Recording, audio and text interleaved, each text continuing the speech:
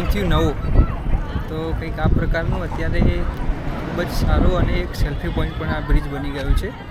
આ બ્રિજના અંદર મિત્રો બેસવાનું પણ ગેલેરી બનાવી છે, ભગવદ્ ગીતાના પણ પાઠ અંદર લખ્યા છે, અને ખૂબ જ એ રીતે આમ આઇકોનિક, આમ એક જોવાલાયક એક બ્રિજ કહી શકાય પ્રકારનું આ બ્રિજનું ડેવલપ કર્યું છે. તો આપ પણ દ્વારકા અથવા બેટ દ્વારકા આવો તો આ બ્રિજના નીચે જરૂર આપ આવજો, ખૂબ જ મજા આવશે મિત્રો આ બ્રિજ અંદર. જય દ્વારકાધીશ મિત્રો, જય દ્વારકાધીશ. અત્યારે આપણે સુદર્શન બ્રિજ ઉપર છીએ બેટ દ્વારકા ખાતે. મિત્રો ખૂબ જ આઇકોનિક બ્રિજ, વિદેશની ઘણી બધી ટેકનોલોજી પાછળ પડી જાય એવી પ્રકારનો આ બ્રિજ છે. અને બ્રિજ ઉપર ઘણું બધું ભગવાનનું 7 અવતારનું પણ વિશેષ બતાવ્યું છે. તો મનીષભાઈ આપણને કહેશે કે કઈ ટાઈપનું છે. જેમ કે આ ફેમ વિશાલભાઈ લઈ જાઓ તો થોડું વધારે વિશેષ જે બી લોકો આ વિડીયો જોઈ રહ્યા છે એમને ધ્યાનમાં આવે કે શું કહેવા માગે છે.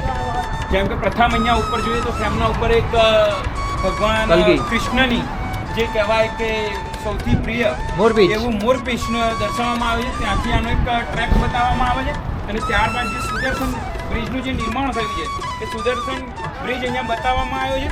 તો સુદર્શન બ્રિજ એ એક એવો સેતુ છે કે ભગવાનની જે જીવન યાત્રા જે છે અને અહીંયા જે ભગવાનની જે દ્વારકાની અંદર દ્વારકા નગરીની જે સ્થાપના કરી હતી એની એક ઝાંખી સ્વરૂપે આખું આ સુદર્શનનું આ છેલ્લું જે કહેવાય કે જે નિર્માણ થયું છે સુંદર, એ નિર્માણ બતાવવામાં આવ્યું છે. એટલે ભગવાનના જીવનકાળથી લઈને છેલ્લે જે સુદર્શન બ્રિજ બન્યો ત્યાં સુધીનું આખું નિર્માણની એક ઝાંખી બતાવવામાં આવી છે. ત્યારબાદ શ્રી વિષ્ણુ સહસ્ત્રનામ સ્તોત્રની અંદર જે પ્રકારે આપણે જે સ્તોત્રની અંદર ગાન છે, મંત્રો છે, એનું એક અહીંયા ઝાંખી બતાવવામાં આવી છે. એ મંત્ર લેવામાં આવ્યા છે અને ત્યારબાદ તેનું મહત્ત્વ અને ભગવાનના જીવન વિશેની એક કહેવાય કે માહિતી એ અહીંયા પૂરી પાડવામાં આવી છે. આવી રીતે આખા ટ્રેક ઉપર, આખા બ્રિજ ઉપર આ પ્રકારે અલગ અલગ ભગવાનના જીવનની ગાથાઓનું વર્ણનનું એક ફ્રેમિંગ કરવામાં આવ્યું છે.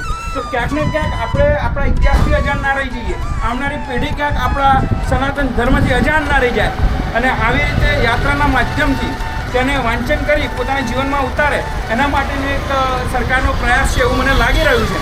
તો ખૂબ અદ્ભુત સુદર્શન બ્રિજનું નિર્માણ થયું છે અને માનનીય વડાપ્રધાન મોદી સાહેબના આપણે સર્વે આભારી છીએ દેશવાસીઓ કે આટલું સુંદર નિર્માણ કરીને દેશને ખૂબ આગળ વધારવાનો પ્રયાસ કર્યો છે ટેકનોલોજી સાથે. તો બસ અસ્તુ, ખૂબ જ આનંદ થયો અહીંયા આવીને અમને. આપ સર્વે પણ આવો, એ જ ભગવાન દ્વારકાધીશને પ્રાર્થના. જય દ્વારકાધીશ. મિત્રો અહીંયા બીજા પણ આ રીતે ભગવાનના 10 અવતારના તમામ અલગ અલગ પ્રકારે બતાવ્યું છે, શ્લોક લખ્યા છે હિન્દીમાં, અને આખું 10 અવતારના ભગવાનના જીવન પરિચય અને ઘણું બધું વર્ણવવામાં આવ્યું છે. મિત્રો તો આપ જરૂરથી આ બ્રિજ ઉપર આવો તો ગેલેરી વ્યૂ પોઈન્ટથી આ બ્રિજનો મુલાકાત લો અને આ બ્રિજના અંદર ઘણું બધું આપણા ધર્મ વિશે બતાવવામાં આવ્યું છે, એનું પણ આપ ધર્મ જ્ઞાન લો એવી આપની આશા. જય દ્વારકાધીશ, જય શ્રી રામ, હર હર મહાદેવ. હર હર મહાદેવ.